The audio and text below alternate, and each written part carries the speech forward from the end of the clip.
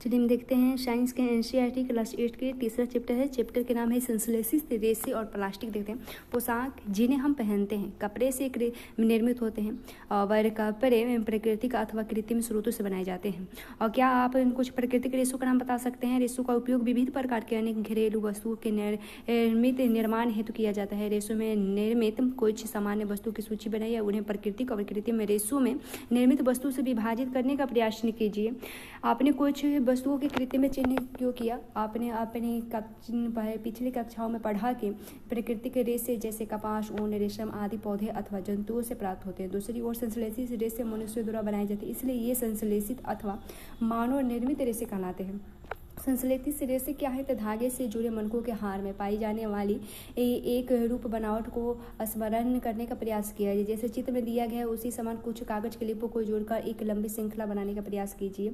क्या दोनों में समानता दिखाई देती है? क्या संश्लेषित रेशा भी छोटी इकाइयों को जोड़कर बनाई गई एक श्रृंखला है? एक संश्लेषित रेशा भी छोटी इकाइयों को जोड़कर बनाई गई एक श्रृंखला है। प्रत्येक छोटी इकाई वास्तव में एक रासायनिक पदार्थ है। इस प्रकार की अनेक छोटी इकाइयां मिलकर एक बड़ी एकल इकाई बनाते हैं जो बहुलक यानी अंग्रेजी में पॉलीमर कहलाते हैं। पॉलीमर शब्द ग्रीक शब्द के दो शब्दों से मिला है, पोली तथा मर से बना है। और पोली का अर्थ है अनेक तथा मर का अर्थ है इकाई अथवा भाग। अतः एक पॉलीमर या बहुलक बहुत सी इकाइयों में दोहराने से बनते हैं और बहुलक प्रकृति में भी पाए जाते हैं। उदाहरण के लिए कपास एक बहुलक है जो सेलुलोज कहलाता है और सेलुलोज बड़ी संख्या में ग्लूकोज इकाई द्वारा निर्मित होता है। संश्लेषित रेशे के प्रकार देखें तो पहला है रेयान। आपने क्लास 7 में पढ़ा कि रेशम किस से प्राप्त किया जाता है और इसी की खोज चीन में हुई थी और इसे लंबे समय तक कड़ी सुरक्षा में गोपनीय रखा गया था। रेशम रेशे से प्राप्त कपड़ा बहुत महंगा मिलता है, परंतु इसकी सुंदर बनावट ने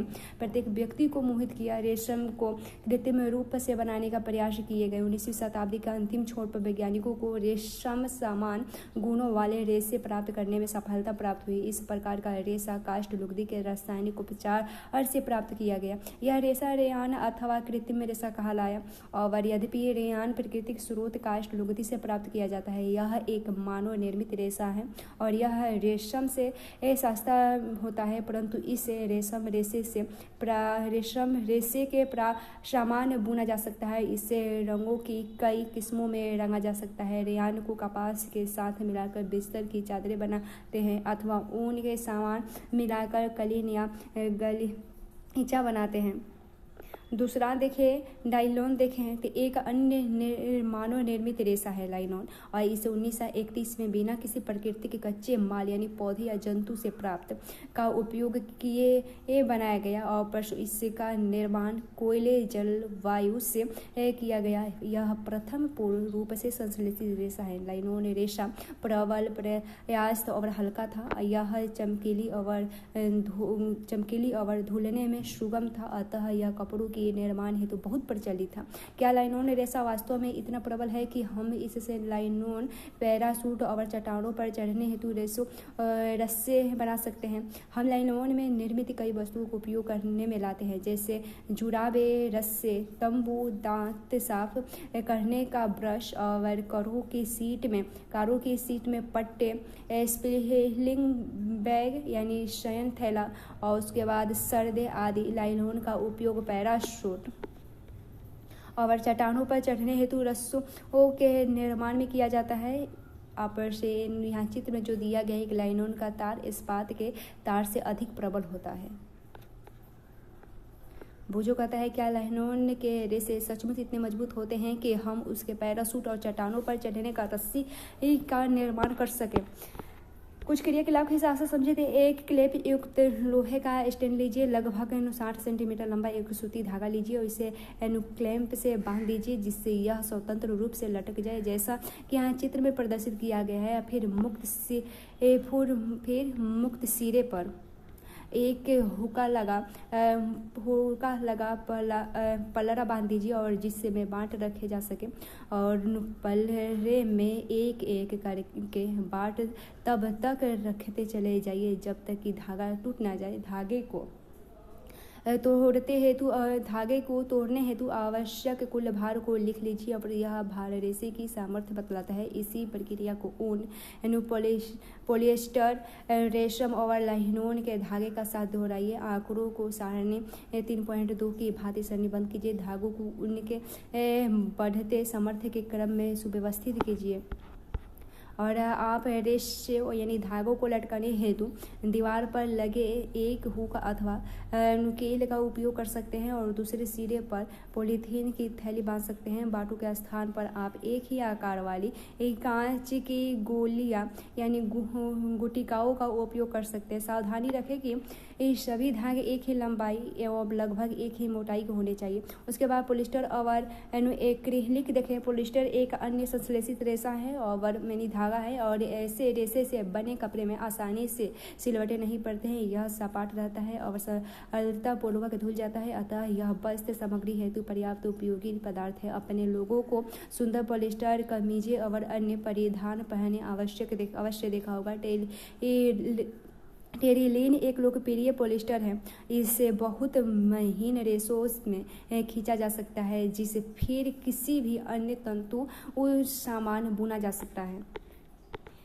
पहली कहती है मेरी माँ जल के लिए सदैव पेट बोतलें और चावल तथा चीनी संचय के लिए पेट जार खरीदती है। मैं जानने के लिए उत्सुक हूँ कि आखिर यह पेट है क्या। तो देखते हैं, पेट एक बहुत सुपरिचित प्रकार की पॉलिस्टर है। इसका उपयोग बोतलें, बर्तन, फिल्म, तार और अन्य बहुत से उपयोगी पादपों के निर्माण हेतु किया जाता है। चारों ओर दृष्टि घुमाएं और पॉलिस्टर से निर्मित वस्तुओं की सूची बनाइए। पॉलिस्टर यानी पॉली प्लस एस्टर वास्तव में एक रसायन जो एस्टर कहलाता है कि इकाई के पुनरावृत्ति है इससे बनता है और एस्टर में रसायन है जो फलों को उनकी गंध प्रदान करते हैं और निर्मित कपड़े पॉलीकॉट, पॉलीवूल, टेरिकॉट आदि नामों से जाने जाते हैं। जैसे कि नाम सुझाते हैं, ये कपड़े दो प्रकार के रेशों को मिलकर बनाए जाते हैं। पॉलीकॉट पॉलिस्टर और कपास का मिश्रण है और पॉलीवूल पॉलिस्टर और ऊन का मिश्रण है। हम सर्दियों में स्वेटर पहनते हैं तथा शाल अथवा कंबलों का उपयोग करते हैं। इनमें से बहुत से वास्तव में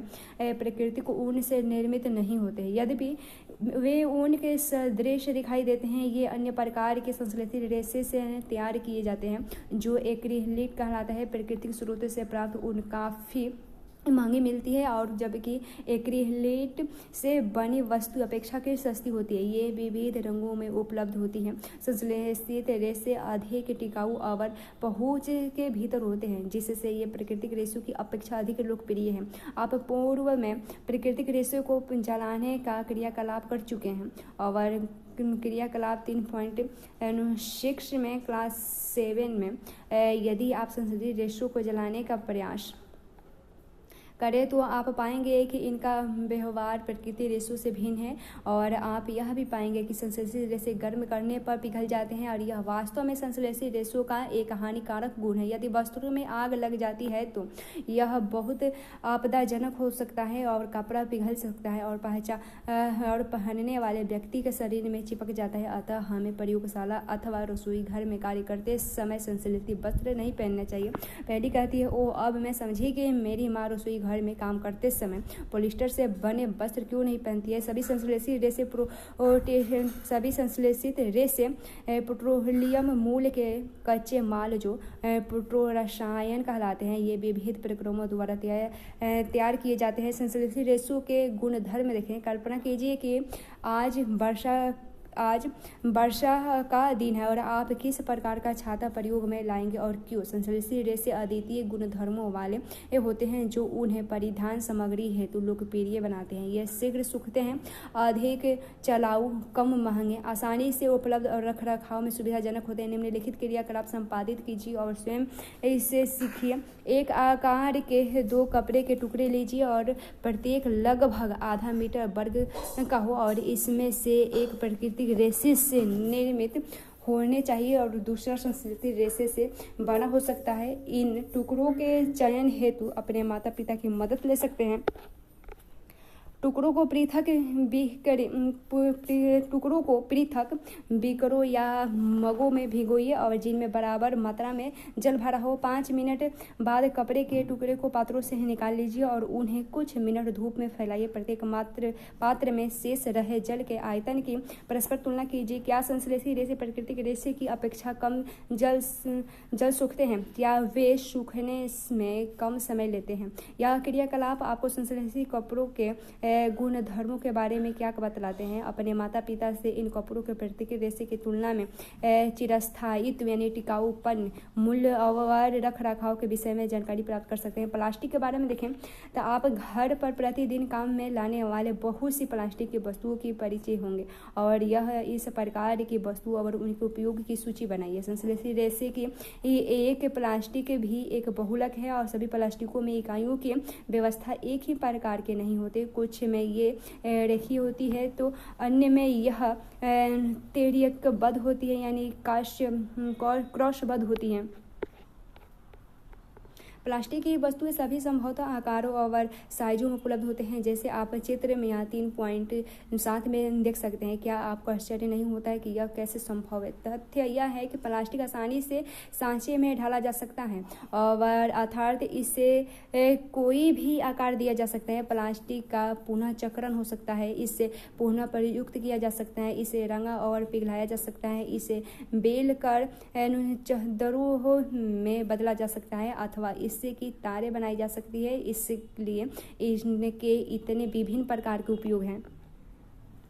पॉलीथीन यानी पॉली प्लस एथेन प्लास्टिक का एक उदाहरण है जो सामान्य उपयोग में आने वाली पॉलीथीन थैलियाँ बनाने के काम आते हैं। और अब आप स्वयं प्लास्टिक के टुकड़े को मोड़िए और क्या सभी प्लास्टिक वस्तु सरलतापूर्वक मोड़ी जा सकती है? आप देखेंगे कि कुछ प्लास्टिक की वस्तुएं सरलतापूर्वक मोड़ी जा सकती है जबकि कुछ मोड़ने हेतु बल लगाने पर टूट जाते हैं। और जब हम एक प्लास्टिक की बोतल में गर्म जल डालते हैं तो वह विकृत हो जाते हैं। ऐसा प्लास्टिक जो गर्म करने पर आसानी से विकृत हो जाते हैं और सरलतापूर्वक मुड़ जाते हैं उसको कहते हैं हम थर्मोप्लास्टिक कहलाता है। और पॉलीथीन और पीवीसी थर्मोप्लास्टिक के कुछ उदाहरण हैं। इनका उपयोग खिलौने, कंघियाँ और विभिन्न प्रकार के पात्रों के बड़े पैमाने पर निर्माण किया जाता है। दूसरी ओर कुछ प्लास्टिक ऐसे भी हैं जिन्हें एक बार सांचे में ढाल दिया जाता है तो उन्हें ऊष्मा देकर नर्म नहीं किया जा सकता। और ये है थर्मोसेटिंग प्लास्टिक कहलाते हैं। और 2 उदाहरण हैं, बेकेलाइट और मेलामाइन।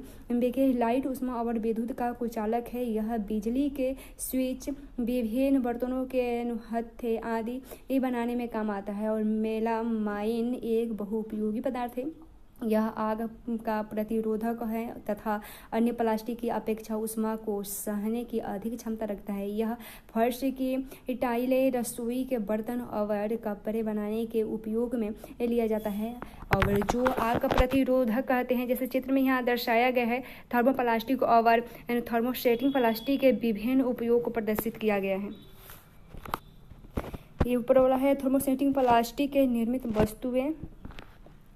अब ये थर्मोप्लास्टिक से निर्मित वस्तुएं, प्लास्टिक निर्मित कुछ वस्तुएं हैं।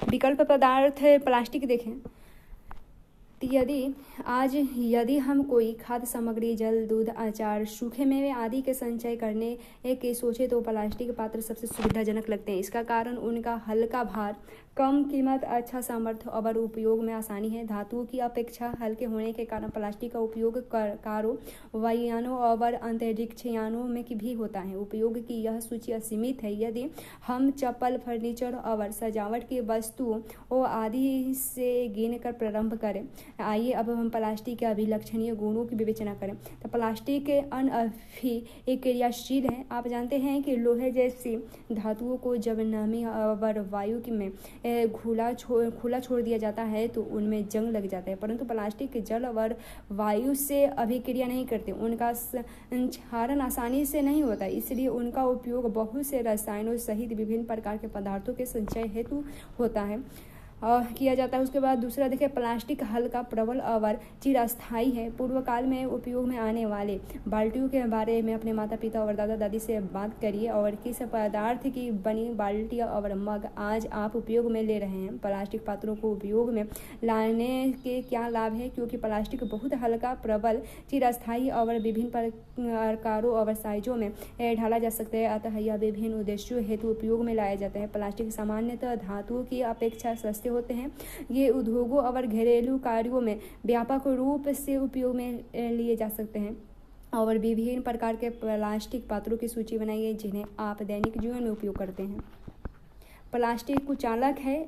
आपने ऊपर सीखा कि प्लास्टिक ऊष्मा और विद्युत के कुचालक है, इसलिए बिजली के तार प्लास्टिक से ढके रहते हैं और खाना बनाने वाले पात्रों के हत्थे इसके बने होते हैं। क्या आप जानते हैं प्लास्टिक एक स्वास्थ्य देखभाल उद्योग में व्यापक उपयोग होता है। इनके उपयोग के कुछ उदाहरण हैं दवा की गोलियों, टीकियों को पैक करने हेतु, घावों को सीने हेतु धागे और सीरिंज, चिकित्सकों के दस्ताने और विविध प्रकार के चिकित्सीय यंत्र, माइक्रोवेव ओवन में भोजन पकाने हेतु विशिष्ट प्लास्टिक पात्र उपयोग में लिए जाते हैं। माइक्रोवेव ओवन में ऊष्मा खाद्य पदार्थ को पका देती है परंतु प्लास्टिक पात्र को प्रभावित नहीं करती।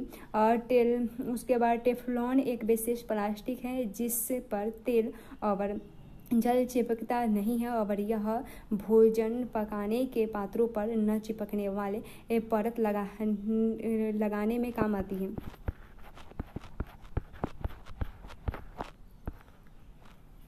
अग्निशाह प्लास्टिक यद्यपि संश्लेषित रेशे आसानी से आग पकड़ लेते हैं परंतु यह जानना रोचक होगा कि आग बुझाने वाले कर्मचारियों के परिधानों पर मेलामाइन प्लास्टिक की परत चढ़ी होती है और जो उसे अग्निरोधक बनाती है। प्लास्टिक और पर्यावरण देखें। जब हम बाजार जाते हैं तो हमें प्लास्टिक अथवा पॉलीथीन थैली में लपेटे वस्तुएं मिलती है। यह एक कारण है कि हमारे घरों में प्लास्टिक का कचरा इकट्ठा होता रहता है और फिर यह प्लास्टिक कूड़ेदान में जाता है। प्लास्टिक का निस्तारण एक प्रधान समस्या है। क्यों? पदार्थ जो प्राकृतिक प्रक्रिया जैसे जीवाणु की क्रिया द्वारा अपघटित हो जाता है जैव निम्नीकरणीय कहलाता है। पदार्थ जो प्राकृतिक प्रक्रियाओं द्वारा सरलता से विघटित नहीं होता उसे जैव अग्निकरणीय कहलाता है। यहाँ सारणी 3.3 में दिया गया है अपशिष्ट प्रकार और अपरिहासी होने लगने वाला लगभग समय और पदार्थ की प्रकृति देखें तो सब्जी और फल के छिलके, बचा हुआ भोजन आदि ये 1 से 2 सप्ताह में अपहासित होने लगते हैं और ये इनमें समय 1 से 2 हफ्ता लगता है और ये जैव निम्नीकरणीय है। और कागज़ देखें तो कागज़ 10 से 3 दिन लगता है इनको अपहासित होने में और जैव निम्नीकरणीय है। सूती कपड़ा 2 से 5 माह ये भी जैव निम्नीकरणीय है। लकड़ी 10 से 15 वर्ष ये भी जैव निम्नीकरणीय है। ऊनी वस्त्र लगभग 1 वर्ष जैव निम्नीकरणीय है। और टीन, एल्यूमिनियम और अन्य धातु के डिब्बे 100 से 500 वर्ष लगते हैं इनको और ये जैव अनिम्नीकरणीय है। प्लास्टिक थैलियाँ कई वर्ष लगता है, ये जैव अनिम्नीकरणीय है।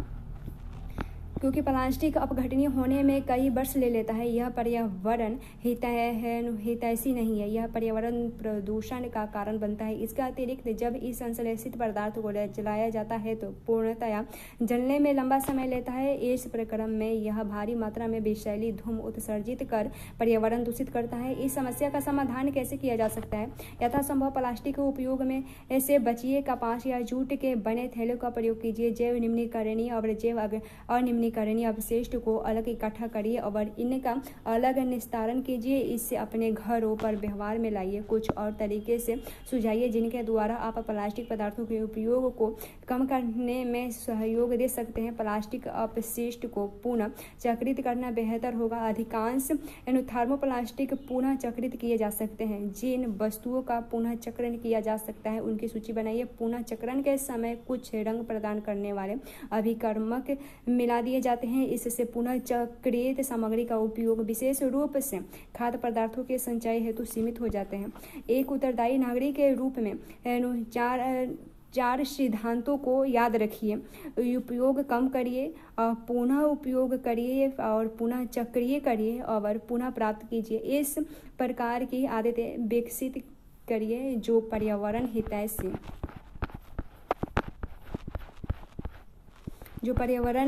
हो। और क्या आपने कोई ऐसा कचरे का ढेर देखा है जहां पशु विशेष रूप से गाय कचरा खा रहे हैं और खाद्य अपशिष्ट खाने के प्रक्रम में ये पशु पॉलीथीन की थैलियां और खाद्य पदार्थों के डेपर भी निगल रहे हैं? क्या आप इसके परिणामों की कल्पना कर सकते हैं? प्लास्टिक पदार्थ इन पशुओं के श्वसन तंत्र में कंठरोध उत्पन्न करते हैं अथवा आमाशय में एक अस्तर बनाते हैं और अंततः यह उनकी मृत्यु का कारण बन जाता है। लापरवाही से इधर उधर फेंकी गई पॉलीथीन की थैलियां नालियों को रोक देती है। कभी कभी हम बहुत अधिक लापरवाही दिखाई देते हैं और चिप्स, बिस्कुट और अन्य खाद्य पदार्थों के रेपर सड़क पर, उद्यान अथवा पिकनिक के स्थानों पर फेंक देते हैं। और क्या हमें ऐसा करने से पहले सोचना चाहिए कि एक उत्तरदायी नागरिक के रूप में आप क्या उपाय सुझाएंगे और जिससे सार्वजनिक स्थल स्वस्थ और प्लास्टिक मुक्त रहे?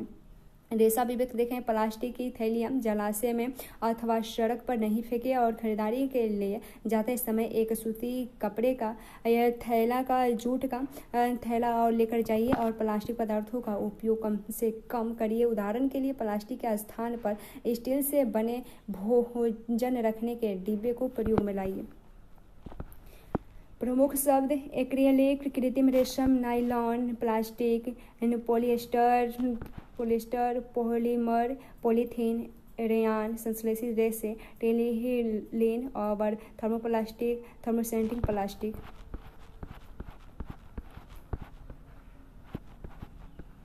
क्या आप जानते हैं नायलॉन रेशम जैसा दिखता है?